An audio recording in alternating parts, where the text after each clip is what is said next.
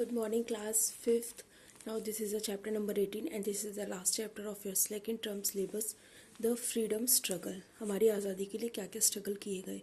देखो, जैसे कि आपको पता है कि ब्रिटिशर्स काफ़ी ज़्यादा चाहते थे कि जो पुअर और बैकवर्ड है उनकी वजह से, मतलब इंडिया गरीब होने की वजह से और काफ़ी ज़्यादा पिछड़ा वर्ग होने की वजह से वो ये अच्छी जगह जानते थे कि उनको यूनाइट करना काफ़ी इम्पॉसिबल है, और वो फ्रीडम के लिए लड़े, ये भी बहुत ही इम्पॉसिबल सा था. ठीक है ना. लेकिन उनकी इस चीज़ ने उन लोगों को कहीं ना कहीं यूनाइट भी किया और वो फ्रीडम के लिए लड़े भी. इसके बाद जब इस्टेब्लिशमेंट होता है हमारा इंडियन नेशनल कांग्रेस का, जो कंट्री है वो हमारी काफ़ी स्ट्रॉन्ग पॉइंट पर आ चुकी थी. ठीक है ना. उन्होंने सबने मिलकर फाइट किया. उसके बाद पार्टीशन हुआ. जब हमारा 1905 में बंगाल पार्टीशन हुआ तो जो एक्टिविटी थी, मतलब इनके खिलाफ जो आंदोलन थे वो और भी ज़्यादा बढ़ गए. मॉडरेट्स और रेसिकल ये काफ़ी ज़्यादा राइज होने लगा. हमारे इंडिया में एक नेशनलिज्म आ गया. गांधी जी था फ्रीडम टच बियर. देखिए, गांधी जी जब हमारे साउथ अफ्रीका में थे 1893 में, ठीक है ना, उन्होंने कनेक्शंस किए, मतलब कुछ केसेस वहाँ पर भी उन्होंने देखे. इंडिया को लेके बहुत ही बुरे हालात वहाँ पर भी थे. ठीक है ना. तो उन्होंने सोचा कि क्यों ना हमें राइट्स दिलवाना चाहिए. उन्होंने काफ़ी कुछ एक्सपीरियंस किया था. फिर सत्याग्रह में वो आ गए, इंडिया आए, फिर सत्याग्रह से आके वो जुड़ गए. तो ये जो सत्याग्रह था ये पूरा सत्य के ऊपर बेस्ड था. इसमें कोई लड़ाई झगड़ा नहीं था. ठीक है. इसके अलावा इन्होंने काफ़ी अच्छा सक्सेस ग्रेस किया. उसके बाद जब वो इंडिया आए 1915 में, तो उन्होंने देखा, इंडिया का टूर किया, लेकिन वो शॉक्ड हो गए जब उन्होंने देखा कि इंडिया में इतनी गरीबी और इतनी भुखमरी है. उन्होंने डिसाइड किया कि वो लड़ेंगे, जस्टिस लेने के लिए लड़ेंगे, फार्मर्स को उनके हक दिलवाएंगे. ठीक है ना. और फाइट टू अपनी आज़ादी के लिए लड़ेंगे. तो उन्होंने कुछ पॉलिसी बनाई थी अफ्रीका के अगेंस्ट. वही उन्होंने कोशिश किया कि उसी को यूज़ करें वो इंडिया में. Important acts and the movements. Rowlatt Act 1919. देखो, जो ब्रिटिश गवर्नमेंट थी उन्होंने एक एक्ट लेकर आई, रॉल एक्ट बोला गया. इसमें ये था, जो गवर्नमेंट है वो किसी को भी अरेस्ट कर सकती है, किसी को भी अरेस्ट कर सकती है. ठीक है ना. अगर कोई भी इंसान उनके खिलाफ प्रोटेस्ट करता है, कोई मार्च निकाला जाता है, कोई धरने पे बैठ जाता है, या कोई उनका काम करने से मना, तो उसे किसी को भी अरेस्ट करके जेल में डाल देगी. जलियांवाला बाग बहुत ही पॉपुलर है. 1919 सबसे खतरनाक यही था, क्योंकि इसमें बहुत लोग एक्सपायर हुए थे, इंडिया के थे. 13 अप्रैल 1990 में एक बहुत ही शांतिपूर्वक मीटिंग चल रही थी. ठीक है ना. एक बहुत ही शांतिपूर्वक मीटिंग चल रही थी रॉलेट एक्ट से रिगार्डिंग ही. जलियांवाला बाग में, जो कि अमृतसर में, जो जनरल डायर थे वो आए और उन्होंने ऑर्डर दिया कि तोप चला दी जाए. ठीक है ना. बंदूकें चला दी जाएं, तोप चला दी जाएं. और जितने लोग वहाँ पे गैदर हुए थे, कम से कम हंड्रेड्स ऑफ लोगों को वहाँ पे मार दिया गया. ठीक है ना. उसमें दोनों दरवाजे जो थे उस जगह के, वो दोनों बंद करवा दिए गए थे और सारे लोगों को गोलियों से उड़ा दिया गया था. खिलाफत मूवमेंट हमारा जो टर्की है, जब डिफीट हो गया था हमारा फर्स्ट वर्ल्ड वॉर में, तो उसने एक अलायंस बनाई. ठीक है. जिसमें उसने थोड़ा डिवीज़न किया. जो खलीफा थे, मतलब तुर्की में जो सबसे बड़े, क्योंकि तुर्की एक मुस्लिम कंट्री है, वहाँ के जो सबसे बड़े मौलाना होते हैं, ठीक है ना, वो बहुत अपसेट थे अपने रिलीजन को लेके, और वो सबसे ऊपर हेड भी होते हैं. ठीक है. अब उसके बाद देखिए जो अली ब्रदर थे, जैसे मौलाना मोहम्मद अली और मौलाना शौकत अली. ठीक है ना.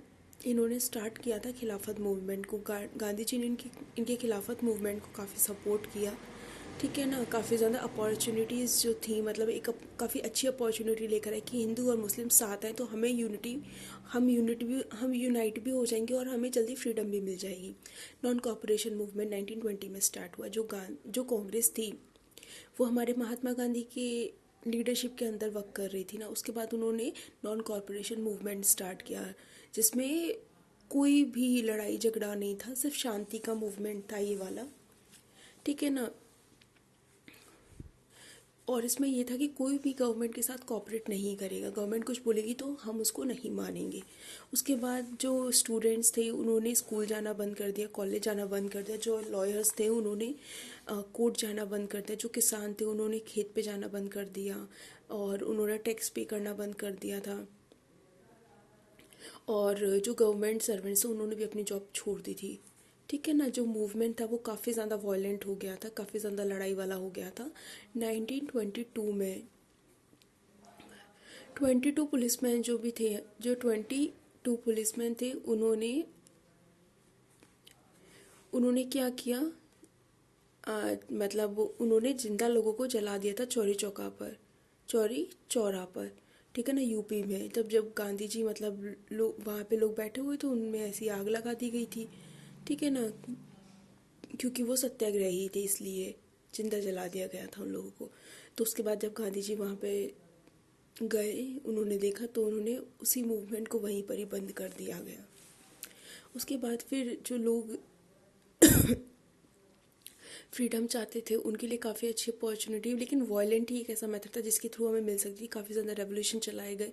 चंद्रशेखर आज़ाद, भगत सिंह, राजगुरु, बी.के. दत्त, अशफाक उल्लाह खान, सुखदेव, राम प्रसाद बिस्मिल, जतिन दास, इन लोगों ने मिलकर रेवोल्यूशंस चलाए। जो रेवोल्यूशन थे वो काफ़ी ज़्यादा सेक्रीफाइस वाले थे। उन्होंने अपनी पूरी ज़िंदगी निकाल दी। उन्होंने अपनी धरती माता के लिए अपना खून दान कर दिया, अपनी मौत को गले लगा लिया। इसलिए उनकी सुप्रीम सेक्रीफाइस के लिए उन्हें सैल्यूट किया जाता है। साइमन कमीशन 1928 में, हमारे जो ब्रिटिशर्स थे उन्होंने एक कमीशन भेजी इंडिया में 1928 में। वो स्टडी करेगी 1919 के एक्ट को कि क्या क्या इसमें अफेक्ट हो रहा है। जो साइमन कमीशन था, इसी को साइमन कमीशन बोलते थे। साइमन कमीशन जब इंडिया में पहुंचा 1928 में, तो सब लोगों ने, मतलब कांग्रेस ने और उनके जितने भी मेंबर्स थे, उन सब लोगों ने बॉयकॉट किया। कोई भी इंडियन मेंबर साइमन कमीशन को यहाँ नहीं देखना चाहता था। ठीक है ना, यहाँ नहीं देखना चाहता था। उसके बाद फिर कोई भी होप नहीं थी कि इस कमीशन को हम गलती से भी अपने यहाँ रखें। तो सर जॉन साइमन जो हेड थे हमारे कमीशन के जो हेड थे, उनको मतलब अच्छे से उनका स्वागत नहीं हुआ। सबने काले झंडे लगाए, गो बैक साइमन का नारा लगाया। ठीक है।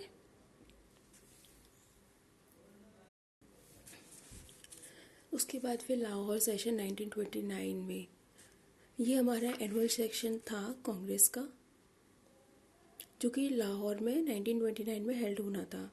जो पंडित जवाहरलाल नेहरू थे सॉरी, जो पंडित जवाहरलाल नेहरू थे वो हमारे प्रेसिडेंट चुने गए कांग्रेस के। ठीक है ना। उन्होंने डिमांड किया था पूर्ण स्वराज का, हमें कंप्लीट इंडिपेंडेंस चाहिए। उन्होंने 2 डिसीजंस लिए इस सेशन को कंप्लीट करने के लिए। 26 जनवरी को सेलिब्रेट किया जाए इंडिपेंडेंस डे। ये यहाँ पे थोड़ा सा करेक्शन है, आप लोग कर लें।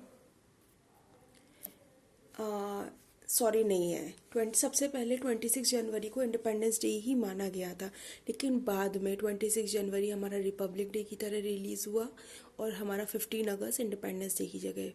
ये ठीक है। ठीक है ना बच्चों, कंफ्यूज मत होना आप लोग। जो सिविल डिसोबीडियंस मूवमेंट था वो लॉन्च हुआ था 1930 में। सिविल डिसोबीडियंस मूवमेंट की बात करें तो ये 1930 में रिलीज़ हुआ।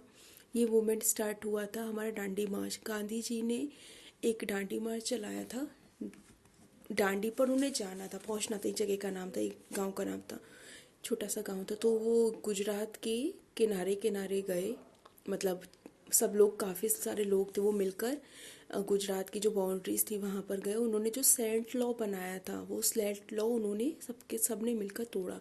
जो ब्रिटिश गवर्नमेंट थी उसने मतलब सेल्ट पर काफ़ी हाई टैक्सेस लगा दिए थे। ठीक है ना।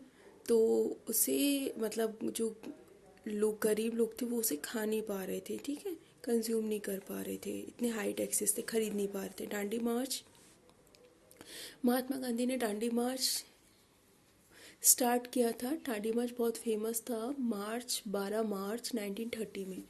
ठीक है ना। ये हमारा साबरमती आश्रम, 28 फॉलोअर्स इनके साथ गए थे, वहाँ पर ये हुआ था। इन्होंने प्लान किया था कि डांडी 6 अप्रैल को हम लोग पहुँचेंगे और वहाँ पे हम सैल्ट लॉ का ब्रोकन करेंगे, सैल्ट लॉ ब्रोकन करेंगे। ठीक है ना, जो समुद्र का पानी है उससे हम नमक बनाएंगे और अपने नमक को खुद स्वीकार करेंगे।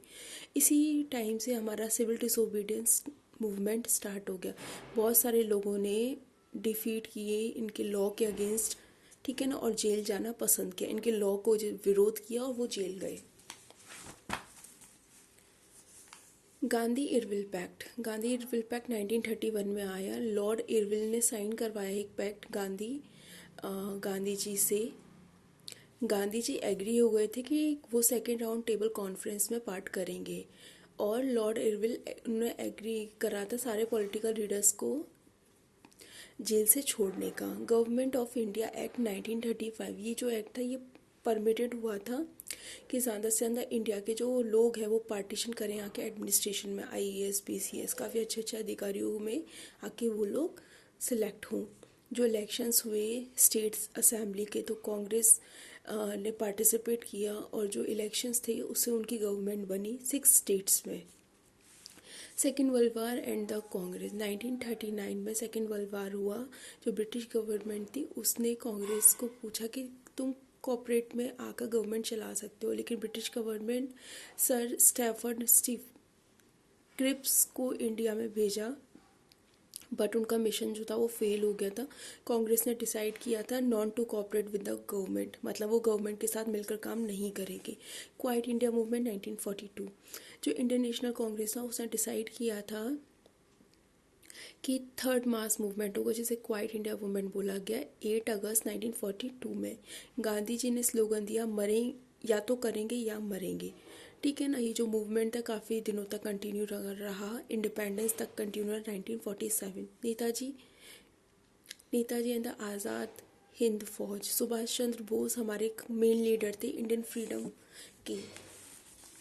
ठीक है, उन्होंने एक मूवमेंट चलाया था, ठीक है ना, और उनको अरेस्ट करके ब्रिटिशर्स लेके गए थे, लेकिन वो काबुल में छुप गए थे आकर। ठीक है ना, वो काबुल से भाग गए थे,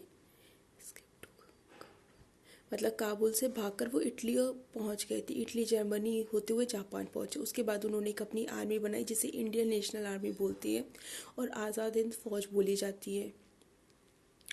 उनकी उनकी जो आर्मी थी वो कोहिनूर पहुंची। उन्होंने 3 स्लोगन्स बनाए, दिल्ली चलो, तुम मुझे खून दो, मैं तुम्हें आज़ादी दूंगा, जय हिंद। ये तीनों नारे सबसे ज़्यादा पॉपुलर हुए थे हमारे इंडिपेंडेंस के टाइम पर। 15 अगस्त 1947 फाइनली ब्रिटिश की जो गवर्नमेंट थी उन्होंने डिसाइड किया कि इंडिया को हम आज़ाद कर देते हैं। जो लॉर्ड माउंट बैटन प्लान थे, उन्होंने इंडिया और पाकिस्तान को 2 पार्ट्स में डिवाइड कर दिया गया। जो पंडित जवाहरलाल नेहरू थे उन्हें फर्स्ट प्राइम मिनिस्टर बनाया गया इंडिया का।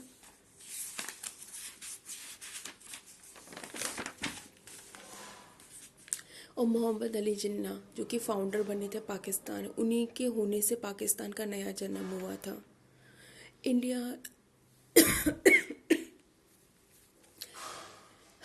इंडिया को ड्राफ्ट करने की परमिशन दी थी कि वो अपना कॉन्स्टिट्यूशन खुद से बनाए। हमारा कॉन्स्टिट्यूशन बनाया डॉक्टर BR अम्बेडकर सर ने, जो कि उन्होंने कॉन्स्टिट्यूशन की कुछ चीज़ें बहुत सारे कंट्री से ली और खुद उन्होंने अपनी भी रखी है। 3 साल लगे कॉन्स्टिट्यूशन बनाने में, तब जाके ये बन पाया। एक कमेटी भी गठन हुई थी, उन लोगों ने मिलकर ये बनाया और फिर 26 जनवरी 1950 में इसको इम्प्लीमेंट कर दिया गया। जो इंडिया थी वो 26 जनवरी को अपना रिपब्लिक डे बनाते, क्योंकि इसी दिन से सारे संविधान लागू है और डॉक्टर राजेंद्र प्रसाद जिनको फर्स्ट प्रेसिडेंट बनाया गया था। फाइनली आपका चैप्टर ख़त्म हो चुका है, आपका सिलेबस ख़त्म हो चुका है। किसी को कोई भी प्रॉब्लम हो तो आप मुझसे पूछ सकते हैं। Bye bye.